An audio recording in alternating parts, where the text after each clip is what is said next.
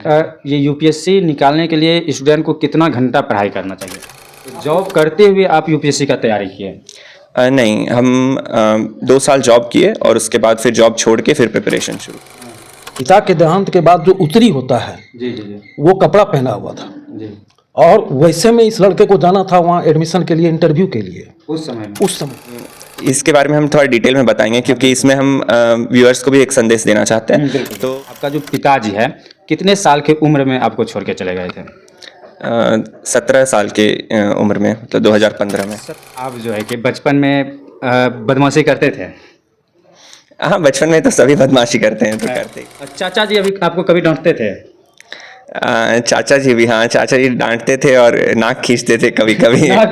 नमस्कार मित्रों, आप देख रहे हैं मंदार टीवी। हमारे साथ आज खास मेहमान जुड़े हुए हैं।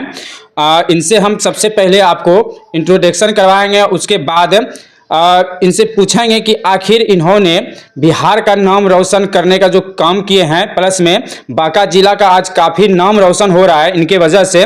बता दें कि ये यूपीएससी जो है कि 163वां रैंक ला करके ये अपने जिला का भी नाम रोशन किया है, अपने गांव का भी नाम रोशन किया है, साथ ही साथ अपने परिवार का भी नाम रोशन करने का काम किया है। तो इनसे हम इंट्रोडक्शन लेंगे और जानेंगे कि आखिर ये कहां से आते हैं और किस तरह से ये अपना मेहनत किए हैं। तो सबसे पहले मंदार टीवी में आपका स्वागत है। Thank you sir. मेरा नाम अपूर्व आनंद है और मैं भिखनपुर गांव अमरपुर का निवासी हूँ और मैं एजुकेशन डिटेल्स वगैरह बाद में बताऊंगा। ये मेरे अंकल हैं, चाचा जी हैं, इनसे पहले एक बार इंट्रोडक्शन। तो देख लीजिए, इनका चाचा जी हैं, इनसे भी हम बात करेंगे। चाचा जी, आप अपना परिचय दें। मैं श्री नारायण शर्मा सलील और अभी वर्तमान में पैक्स अध्यक्ष भी हूँ भिखनपुर का, भिखनपुर पैक्स का, और एक साधारण किसान हूँ, सामान्य किसान हूँ। सामान्य किसान है। तो देख सकते हैं, एक किसान के घर का एक युवा जो है कि आज मिसाल बन करके पूरे बिहार में अपना एक पहचान बना रहे हैं। तो इनसे हम बात करेंगे कि आखिर किस प्रकार से जो है कि ये मेहनत किए हैं और आज जो है कि मिसाल बन करके ये पूरे बिहार का नाम रोशन कर रहे हैं। तो सबसे पहले आप ये बताइए कि आपका बचपन कैसा रहा था? मेरा बचपन अच्छा रहा, मतलब देवघर से मैंने स्कूलिंग किया है और स्कूल जाने के लिए मतलब ये मेरे पापा का डिसीजन था कि हम लोग गांव में रहते थे, पापा भी खेती करते थे, लेकिन डिसाइड किए कि हम लोग पढ़ाई इंग्लिश मीडियम स्कूल से करेंगे। तो इसलिए हम लोग देवघर में रहने लगे अपने, मेरी 2 बहन हैं उनके साथ और मम्मी के साथ। मम्मी हम लोग को लेके वहाँ रहने लगी और वहाँ पे हम लोग तीनों भाई बहन काफ़ी अच्छे से पढ़ाई करते थे और खेलते कूदते भी थे। तो काफ़ी अच्छा रहा है बचपन मेरा।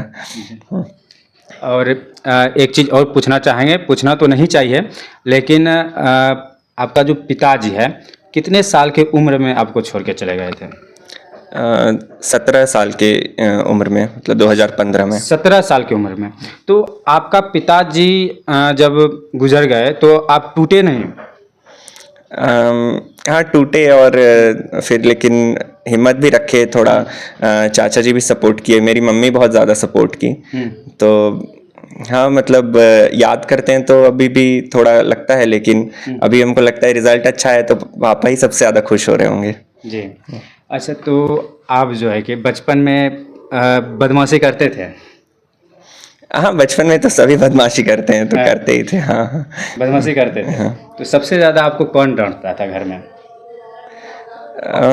हाँ, पापा मम्मी सब लोग बोलते थे। बहुत ज़्यादा बदमाशी नहीं करते थे, मतलब किसी को हर्ट करने वाला बदमाशी नहीं करते थे, शरारत थोड़ा मोड़ा ही करते थे। हम दर्शकों को ये मतलब बताने का प्रयास कर रहे हैं, इतना बड़ा एग्ज़ाम आप निकाले हैं यूपीएससी, जो कि सोचने के बाद ही लगता है कि कितना बड़ा ये कोर्स होता है, कितना बड़ा डिग्री होता है और ये पद भी बहुत हाई लेवल का होता है। तो क्या इतना बड़ा एग्ज़ाम निकालने वाला लड़का किस तरह से होता होगा? उसका बचपन कैसा रहता होगा? क्या वो बदमाशी करता है या फिर सिर्फ पढ़ाई में ही ध्यान देता है? तो क्या चाचा जी अभी आपको कभी डांटते थे? चाचा जी भी, हाँ, चाचा जी डांटते थे और नाक खींचते थे कभी कभी। हाँ। सबसे ज़्यादा घर में आप किससे डरते थे? डरते थे, पापा से भी थे। अच्छा, जब पापा जी चले गए तो आपका एक तरह से गार्जियन जो है कि होता है कि अब गार्जियन नहीं है, डर नहीं है, नहीं भी पढ़ेंगे तो कोई डांटने वाला नहीं है, तो सबसे ज़्यादा डर आपको किससे लगता था? नहीं, ऐसा नहीं है। जैसे 17 साल की उम्र में उस समय तक हम लोग काफ़ी मतलब घर वालों का ही गाइडेंस था, पेरेंट्स का था, अंकल लोग का था, तब तक हम लोग अच्छा कर चुके थे। जैसे ये हम पहले बताए नहीं, लेकिन उस समय मेरा आईआईटी कानपुर में सिलेक्शन हो गया था। आईआईटी में भी मेरा ऑल इंडिया रैंक 987 था। और मैथ्स एंड साइंटिफिक कंप्यूटिंग पढ़ने के लिए हम चले गए थे कॉलेज। तो उसके बाद फिर थोड़ा फाइनेंशियल डिफिकल्टीज हुआ, थोड़ा ये हुआ, लेकिन वो जो आप शरारत वाला एंगल बोल रहे हैं वो तब तक चला गया था। वो चला गया था। हाँ। अच्छा अच्छा, तो आप जॉब किए थे क्या? नहीं। हाँ, कॉलेज के बाद हम गोल्डमैन सैक्स में इंटर्नशिप किए थे और वहीं पे पीपीओ मिल गया था। वहीं पे बैंगलोर में हम जॉब किए थे 2 साल। अच्छा अच्छा, तो जॉब करते हुए आप यूपीएससी का तैयारी किए? नहीं, हम 2 साल जॉब किए और उसके बाद फिर जॉब छोड़ के फिर प्रिपरेशन शुरू किए। ये एग्ज़ाम, जो इतना बड़ा एग्ज़ाम आप निकाले हैं, तो ये घर से निकाले हैं या फिर कहीं बाहर जा कर के दिल्ली वगैरह में रह करके किए हैं? इसके बारे में हम थोड़ा डिटेल में बताएंगे, क्योंकि इसमें हम व्यूअर्स को भी एक संदेश देना चाहते हैं। तो हम कोविड टाइम में प्रिपरेशन स्टार्ट किए थे और हम सोचे कि दिल्ली में बेस्ट रिसोर्सेज मिलेगा तो वहीं जाके प्रिपरेशन करना चाहिए।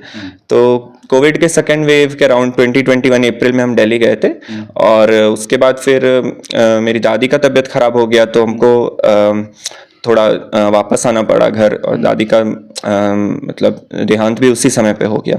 तो फिर क्लास वगैरह छूट गया था, ऑनलाइन क्लास लेने लगे, तो हम फिर डिसाइड किए कि यहीं पे रह के तैयारी किया जाए। जो रिसोर्सेज वहाँ है वो ऑनलाइन यहाँ भी मिल सकता है। तो उस तरह से हम प्रिपरेशन शुरू किए। तो हम अभी जो प्रिपेयर कर रहे हैं उनको भी बोलना चाहेंगे कि मतलब दिल्ली और कोचिंग इंस्टीट्यूट उतना हेल्प नहीं करता है प्रिपरेशन में जितना आपका खुद का मेहनत करता है।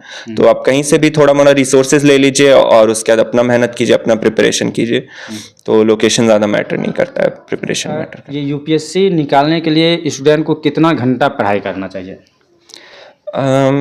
इसमें भी एक मैसेज ही है कि हम लोग जो जनरल लोग हैं वो लोग काउंट करते हैं कि कितना आवर्स पढ़ा, कितना ये, लेकिन उससे बेटर हम लोग को सिलेबस को डिवाइड करना चाहिए डिफरेंट पार्ट्स में और गोल्स बना के कि आज हमको इतना पढ़ना है। फिर उसके लिए चाहे 6 घंटे में हो जाए, चाहे 10 घंटे या 12-15 घंटे किसी दिन पढ़ना पड़ सकता है।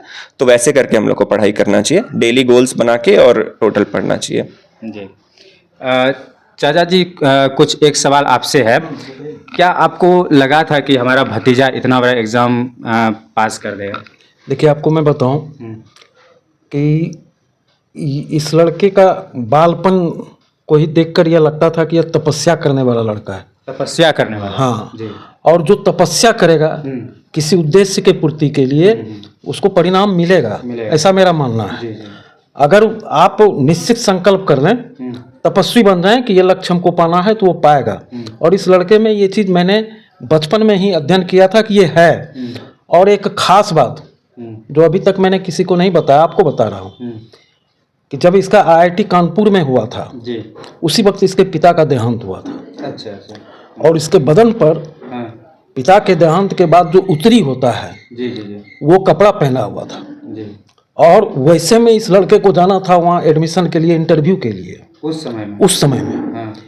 एक बड़ा प्रश्न था। हाँ। मेरे जैसा लोग भी सोच रहा था कि ये कैसे संभव है, कैसे संभव है जी? लेकिन इसको जब मैंने पूछा कि जाओगे तुम, इंटरव्यू दे सकोगे, इन्होंने कहा इसने कहा कि मैं चला जाऊंगा अंकल। और ये गया वहाँ, इंटरव्यू दे के आया, वहाँ एडमिशन लेके आया। तो ये एक बड़ी बात थी उस हालत में। हाँ, उस हालत में ये एक बहुत बड़ी बात थी। उसी समय आपको लग गया होगा कि ये कुछ और बड़ा करने वाले हैं। तो ये जो चीज़ें हैं, और इसलिए जब कानपुर में इसका कैंपस सिलेक्शन हुआ तो अच्छी कंपनी में हुआ था, 32 लाख का जॉब पैकेज था इसके पास। लेकिन मैं व्यक्तिगत बराबर इस पर प्रेशर बनाता रहा कि इसको छोड़ो, यूपीएससी की तैयारी करो, यूपीएससी की तैयारी करो। और मेरा विश्वास था कि यूपीएससी ये निकालेगा। हाँ, और इसलिए मैं दबाव बनाए रखा कि नहीं, यूपीएससी की तैयारी करो। आज परिणाम आपके सामने है, आपको दिखा दिया गया। आज परिणाम आपके तो सामने। जिस समय आपको पता चला होगा कि ये यूपीएससी में 163वां रैंक लाया है, तो आपको कितना खुशी हुआ था? अब वो तो वर्णनातीत है, उसका वर्णन नहीं किया जा सकता है। वर्णन नहीं किया, उसका वर्णन नहीं किया जा सकता। उस शब्दों में कहीं उसके लिए कुछ है ही नहीं, शब्द नहीं है। हाँ। और केवल सम्मान करने के लिए अभी तक कौन कौन आए हैं? बहुत सारे लोग इलाके के आए, अब उतना नाम तो नहीं बता सकते हैं, और लगातार मैसेज आ रहा है। अब खास करके जिला और प्रखंड से कौन आए हुए हैं? जिला और प्रखंड से तो अभी चुनाव वगैरह चल रहा है। अभी आपको अमरपुर प्रखंड के बीडीओ का मैसेज आया है कि मैं आना चाहता हूं। ऐसे पूर्व चीफ सेक्रेटरी और वर्तमान ये क्या कहते हैं बिहार राज्य सूचना आयोग के अध्यक्ष हैं माननीय त्रिपुरारी शरण जी, सवेरे उनका मैसेज आया। एडिशनल सेक्रेटरी होम भारत सरकार, उनका मैसेज आया। अच्छे अच्छे लोगों का मैसेज आ रहा है, अच्छे अच्छे लोगों की शुभकामनाएं आ रही हैं। हाँ, और ये गौरव तो सबका गौरव है, आने वाली पीढ़ी के लिए एक संदेश है। हाँ, तो इसमें क्या करना है। बहुत बहुत धन्यवाद सर। देवघर में रह रहे थे, उसकी बात अलग है। जब आप लॉकडाउन में अपने गांव आ गए, गांव का माहौल कुछ अलग होता है। इस माहौल में आप कैसे पढ़ाई किए थे? गांव में भी मम्मी और अंकल का काफ़ी रोल रहा कि ये दोनों को हम बोल के रखे थे कि गांव से जो भी लोग आते हैं उनको आप ही लोग संभाल के रखिए, मेरे तक कोई मतलब मैटर नहीं आना चाहिए। तो उसमें मम्मी लोग बहुत साथ दी। ऊपर पे एक स्टडी रूम बन गया मेरा फर्स्ट फ्लोर पे, और उसमें हम अकेले पढ़ना शुरू कर दिए। तो शाम वाम में आधा घंटा बस निकलते थे, बाकी टाइम हम ज़्यादा मतलब पढ़ाई करते थे या फिर कुछ अपना घर में करते। आधा घंटा किनके साथ आप समय बिताते थे? आधा घंटा हम म्यूजिक सुनते हुए वॉक करते थे, और ऐसे घर में मम्मी अंकल ये लोग सबसे बात करते थे। गांव से ज़्यादा हम इंटरेक्ट बहुत ज़्यादा नहीं करते थे। हाँ। आपका खेल में सबसे ज़्यादा रुचि क्या, किस खेल में सबसे ज़्यादा रुचि किस खेल में है आपका? चेस खेलना और देखना हमको अच्छा लगता है काफ़ी। हाँ, तो उनका कोई, जब आप घर में थे तो आपका पार्टनरशिप कौन था? कभी खेले थे किसी के साथ?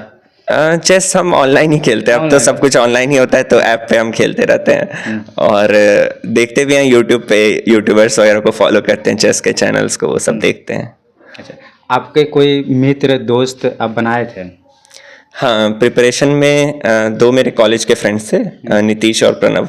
तो इन दोनों से रेगुलर कांटेक्ट में रहते थे, फ़ोन और वीडियो कॉल ये सब से, और एक दूसरे को बहुत हम लोग सपोर्ट करते रहते थे प्रिपरेशन। आपका जब रिजल्ट निकला था उसमें सबसे पहले आप किनको बताए थे? सबसे पहले रिजल्ट हम मम्मी को बताए थे। मम्मी को बताए थे। हाँ। तो मम्मी का उस समय का रिएक्शन कैसा था? बहुत ही हम लोग को मतलब ऐसे तो ड्रीम कर रहे थे कि हो जाएगा, लेकिन पहले से ही आप घर का परिवार जो है कि उस चीज़ पे एम लगाए हुए थे रिजल्ट पे? हाँ, कुछ तो मतलब बचपन से हम बताए कि आईआईटी से थे, तो लोग एक्सपेक्टेशन भी रखे थे काफ़ी, लेकिन काफ़ी ऐसा ड्रीम कम ट्रू टाइप का लगा था कि जो सोच रहे सपना देख रहे हैं वो आज साकार हुआ, इस टाइप का लगा था। अच्छा, तो दो बहन है आपका, तो वो दोनों क्या करती है? नुपुर दिया मेरी बड़ी दीदी है, वो एमबीए किया आईएमटी गाजियाबाद से, उसके बाद बैंगलोर में ईवाई नाम की एमएनसी है, उसमें वो मैनेजर पोस्ट पे है। और मधुर दी है, वो आईआईएम लखनऊ से एमबीए की है, और उसके बाद बैंक ऑफ अमेरिका मुंबई में वो मैनेजर पोस्ट पे। वो भी, उनका कुछ सपोर्ट रहा था क्या? नहीं?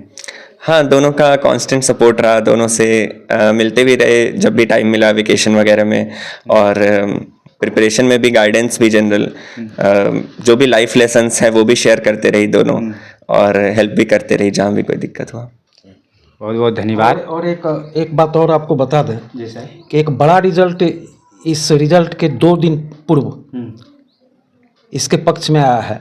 वह है कि आईआईएम अहमदाबाद में भी इसका सिलेक्शन हो गया है, जहाँ 99.91% मार्क्स है इसके पास। जी, तो उनके बारे में आप क्या सोचे हैं, उस रिजल्ट के बारे में?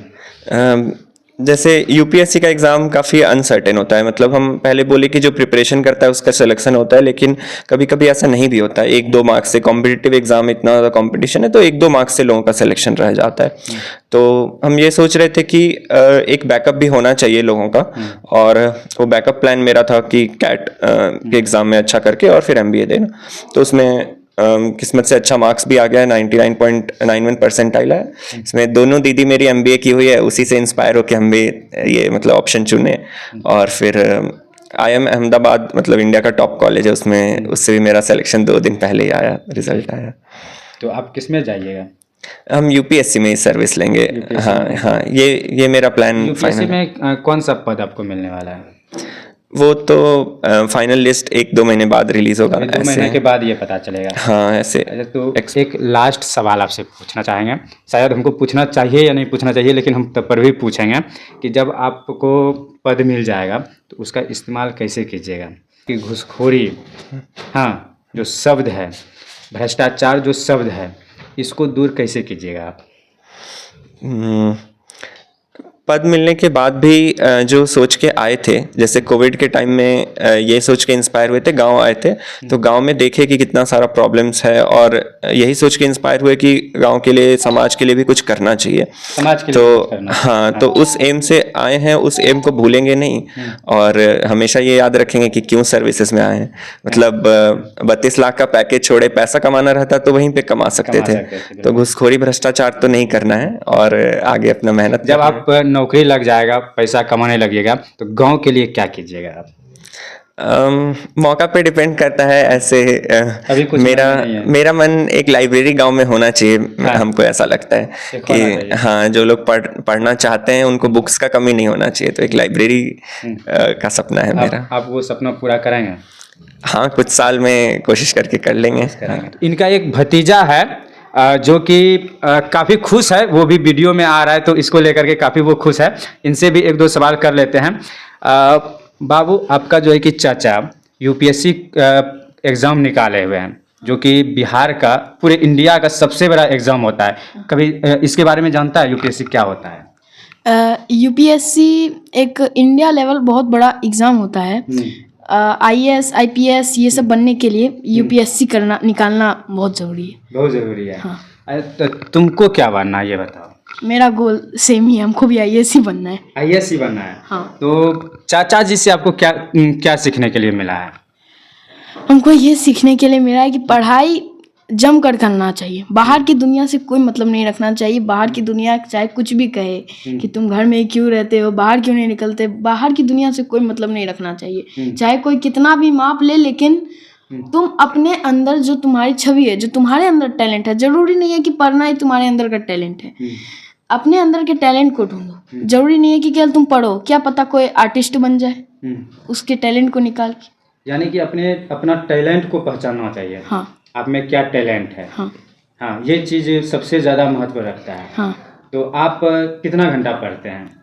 अभी तो मेरा पढ़ाई देखिए, हम स्कूल जाते हैं सुबह सुबह। स्कूल से आने के बाद लगभग हम 12 बजे तक आते हैं। खेलते कितना घंटा है? खेलने के मामले में हम खेलते नहीं है, खेलते नहीं है हम। ट्यूशन रहता है मेरा 4 से 5। हाँ। फिर 4 से 5 के बाद हम नाश्ता ही करते हैं और फिर 7-8 बजे तक हम चाचा जी से कुछ सीखते हैं क्या? नहीं। हाँ, सीखते हैं उनसे कि पढ़ना चाहिए जम के। हाँ। पढ़ना भी चलना इनके जरूरी। पास कभी आप 1 घंटा या 2 घंटा टाइम हाँ, देते हैं? हम चाचा जी ये अक्सर- बताइए, वो बताइए। अक्सर जाते हैं। जाते हैं? या चाचा जी जो आपको बताते हैं, क्या अच्छा लगता है, समझ में आता है? समझ में तो आएगा ही। समझ में सब कुछ आता है और अच्छा भी लगता है जाके। बहुत बहुत धन्यवाद। तो दोस्तों, इनके बारे में आप क्या कहना चाहेंगे, जो कि बिहार का नाम रोशन करने का काम किया है, अमरपुर प्रखंड का नाम रोशन करने का प्रयास किया है, और इनके बारे में क्या कहना चाहेंगे कमेंट बॉक्स में लिखेंगे और बने रहेंगे हमारे मंदार टीवी पर आगे इस प्रकार से न्यूज़ देखने के लिए। जय हिंद, जय भारत।